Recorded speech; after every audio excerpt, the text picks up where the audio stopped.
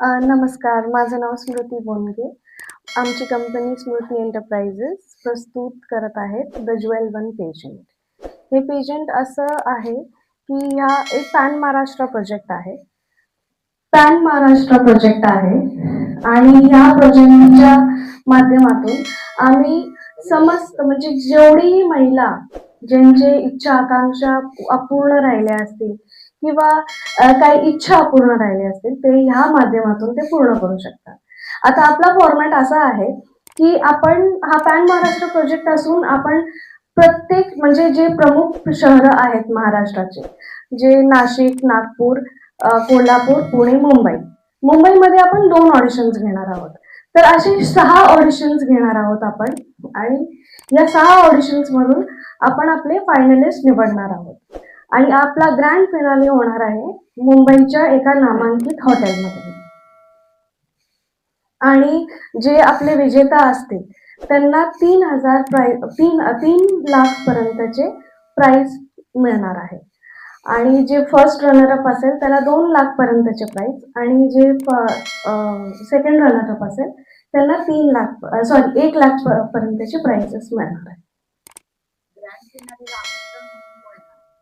Grand फिनालेला आकर्षण म्हणून आम्ही अजून ते आहे इट्स इन द प्रोसेस. आम्ही अजून ते डिसाईड केलं नाही. पण हो, आमच्या ह्या ग्रँड ऑडिशन्सला जे के स्टार हॉटेल CBD बेलापूरला होणार आहे ते आमचं पहिलं ऑडिशन आहे. तिथे आम्ही प्रमुख पाहुणे म्हणून येणार आहेत सोनालीजी कुलकर्णी.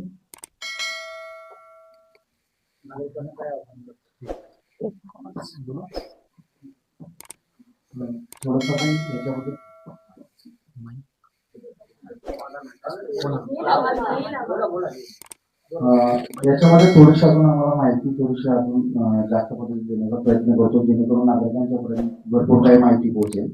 याच्यामध्ये असं झालेलं आहे की आपण स्मृती एंटरप्राइजेस प्रस्तुत ज्वेल वन पेजंट नावाने हा प्रोग्राम लॉन्च केलेला आहे. त्याच्यामध्ये मिस आणि मिसेस अशा 2 कॅटेगरीज घेतलेल्या आहेत. ज्यांचं वयोगट 18 ते 55 आपण त्याच्यामध्ये क्रायटेरिया निवडलेला आहे.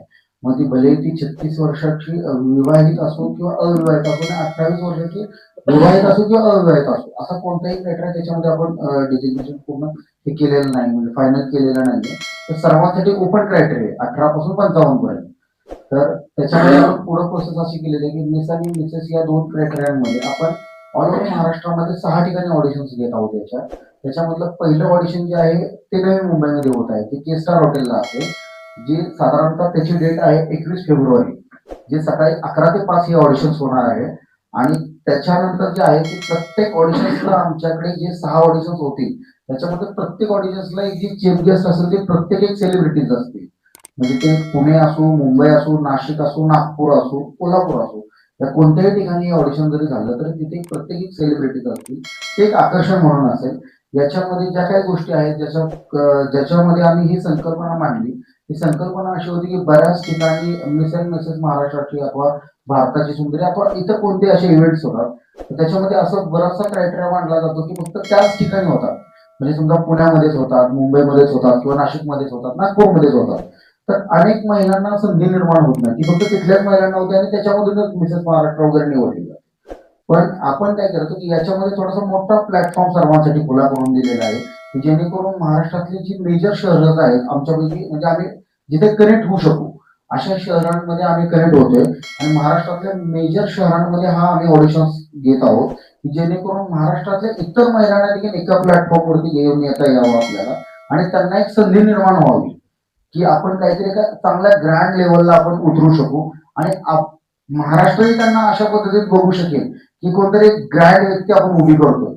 भले सर्वसामान्यांमधून कधी कधी येत असतात, बरेच इव्हेंट्स होतात, त्याच्यातून सर्वसामान्य व्यक्ती पण मोठी ग्रँड लेवलला पोहोचते. तर त्या पद्धतीत आपली एक संकल्पना आहे की सर्वसामान्य व्यक्तीला देखील एका मोठ्या ग्रँड लेवलपर्यंत पोहोचता यावं आणि आपल्याला पोहोचवता यावं, जे आपल्या माध्यमातून काही करता आलं.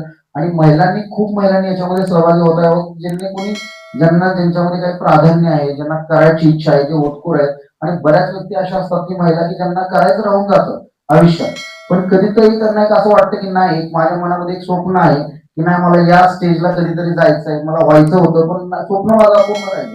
तर आपल्या माध्यमातून त्या स्वप्नांना एक थोडंसं उजाळा देण्यात येईल आणि चांगल्या प्लॅटफॉर्मला त्या महिलांना आपल्याला घेऊन जाता येईल. ही आपली संकल्पना आहे याच्या पाठीमागची.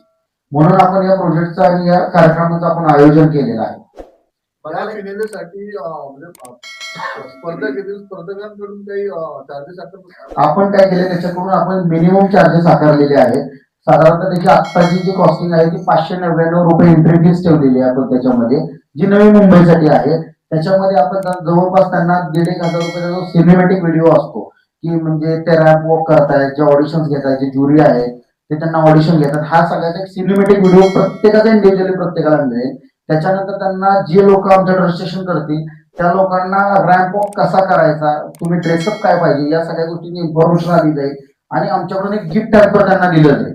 या सगळ्यांची साधारणतः कॉस्टिंग 2 ते 2,500 रुपये होते, पण एक मिनिमम कॉस्टिंग आपण 2,000 रुपये पकडली तर साधारणतः 599 मध्ये आणि चहा नाश्ता वगैरे या सगळ्यांची सोय आपल्याकडून असेल.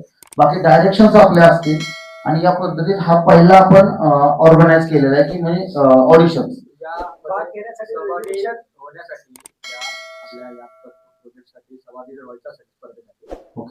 संपर्क करायला त्यांनी आमची वेबसाईट आहे, आमच्या लिंक्स आहेत, आमचे मोबाईल नंबर आहेत जे आम्ही डिस्प्ले केलेले आहेत. त्याच्यावर त्यांच्या वेबसाईटवरतीच तुम्ही ऑनलाईन फॉर्म भरायचा, की जिथे तुम्ही ऑनलाईन फॉर्मने आमच्यापर्यंत ऑलरेडी तुमचा फॉर्म फिलअप झालेला असतो आणि तिथं समजेल पेमेंट प्रोसेस असेल किंवा काय असेल. ऑफलाईन फॉर्म आमचा कुठेही उपलब्ध नाहीये. आमचं जे काय असेल ते ऑनलाईन सिस्टीम आहे आमच्या वेबसाईट थ्रू. आमची वेबसाईट जी आहे www.thejewel1pageant.com म्हणून आमची वेबसाईट आहे. तिथे आमच्या वेबसाईटवरती पूर्ण इन्फॉर्मेशन आमची अवेलेबल आहे. तसंच आमचं इन्स्टा पेज असेल, तसंच आमचं फेसबुक पेज आहे. यावरती देखील या पूर्ण कार्यक्रमाची इन्फॉर्मेशन आता लाईव्ह आहे. आमचा कॉन्टॅक्ट नंबर जो आहे ते आमचे 3 कॉन्टॅक्ट नंबर याच्यामध्ये आहेत. त्याच्यामध्ये एक जो नंबर आहे तो 9167-097-335 हा आमचा एक मोबाईल नंबर आहे. असेच आमचे इतर 2 नंबर्स आहेत. त्याच्यामध्ये नंबर आहेत 9152-22-3663, 9096-150-750 अशा आमचे 3 कॉन्टॅक्ट नंबर आमचे ऑफिशियली आहेत, जे आम्ही आमची बॅकेट टीम जी आहे ती तुम्हाला रिस्पॉन्ड करेल.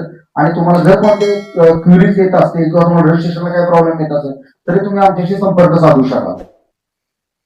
नवी मुंबईमध्ये 21 तारखेला ऑडिशन बरोबर. पण त्याच्यानंतर तुम्ही म्हटलंय की ठाणे, पुणे, कोल्हापूर, नागपूर आणि नाशिक. मग इथे कसं असणार आहे? एकदाच होणार आहे नाही, की त्यांना date- दर 15 दिवसात ते 20 दिवसानंतर प्रत्येक ठिकाणी ऑडिशन घेतले जाणार आहेत.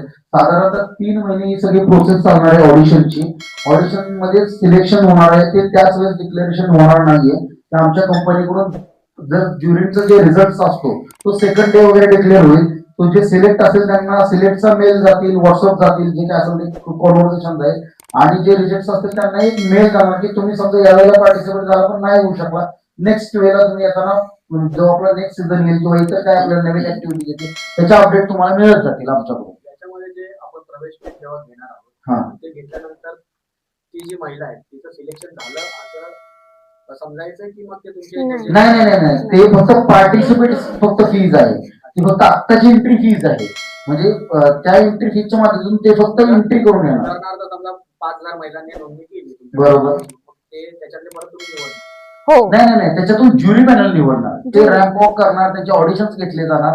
21 तारखेला ऑडिशन थीम आहे की जिथे इथे ऑडिशन झाले की त्याच्यानंतर ते ग्रँड फिनालेला सिलेक्ट होणार त्यातल्या काही महिला. 12 लाखांची बक्षीस द्यायची म्हटलं. बरोबर. हो, तो प्राइस पूल आहे. ते प्राइस पूल आहे. तो प्राइस पूल डिवाइड होणार. मिस क्रायटेरिया वेगळा, मिसेस क्रायटेरिया वेगळा आहे. त्याच्यामध्ये 3 लाख, 2 लाख, 1 लाख याप्रमाणे फर्स्ट, सेकंड आणि थर्ड असे 3 प्राइसिंग आहेत. आणि तसंच मिस साठी 3 प्राइसिंग आणि मिसेस साठी 3 प्राइसिंग याप्रमाणे त्याची टोटल व्हॅल्यू जर कॅल्क्युलेट केली तर ती 12 लाख पर्यंत. खरं तर महिलांसाठी हा जो आपण कार्यक्रम घेत आहे, महिलांसाठी कार्यक्रम राबवणं खूप मोठं काळीज लागतं. म्हणजे ते तुमच्या संस्थेने केलेलं आहे. बरोबर. त्यांच्या मनात ज्या शंका कुशंका असतील तर त्यांनी थेट तुम्ही जर सांगितलं वेबसाईटला हो. आणि जर का समजा कॉलही करू त्याच्यामध्ये शकता. काही जर तुम्हाला अडचणी येत असतील, काय येत असतील तर तुम्ही काय करायचं की त्याच्यामध्ये त्यांचे जे काही कॉल्स येतील त्याला आम्ही रिस्पॉन्ड करू की तुम्हाला काय अडचणी आहे किंवा याच्या माध्यमातून आम्ही तुम्हाला कुठे प्रेझेंट करत आहोत. की आमचं एक स्वप्न होतं की सर्वसामान्य महिलेला देखील या स्टेजवरती येण्याची संधी हवी असते, पण त्यांना होता येत नाही. कारण काय होतं, शहरामध्ये महागडे पेशंट्स होतात किंवा इतर ठिकाणी लोकांना महागड्या गोष्टी दिल्या जातात. मग त्यावेळेस काय होतं, सर्वसामान्य महिला अफोर्ड नाही करू शकत कोणतीही गोष्ट, किंवा स्वप्न असतं पण नाही मला तिथपर्यंत जायचं पण मला घरची परिस्थिती नाहीये किंवा बाकीचं व्याप आहे नाही जाता येत आहे, पण टॅलेंट असतं स्वतःमध्ये सिद्ध करायचं काहीतरी. मग अशा व्यक्तीने एक मंच निर्माण व्हावा म्हणून आपण ही संकल्पना आणलेली आहे. आपण राज्य पातळीवर हा कार्यक्रम करतोय. हा. राज्य शासनाकडनं काही याला पाठबळ नाही, याच्यावरती राज्य शासनाचं कोणतेही पाठबळ नाहीये. याच्यामध्ये आमचे जे काही स्पॉन्सर्स आहेत, को स्पॉन्सर्स आहेत, ही लोक आम्हाला काही कॉन्ट्रीब्युशन देतील की ज्या जोरावरती आम्ही हा सगळा प्रोग्राम राबवतो. कॉस्ट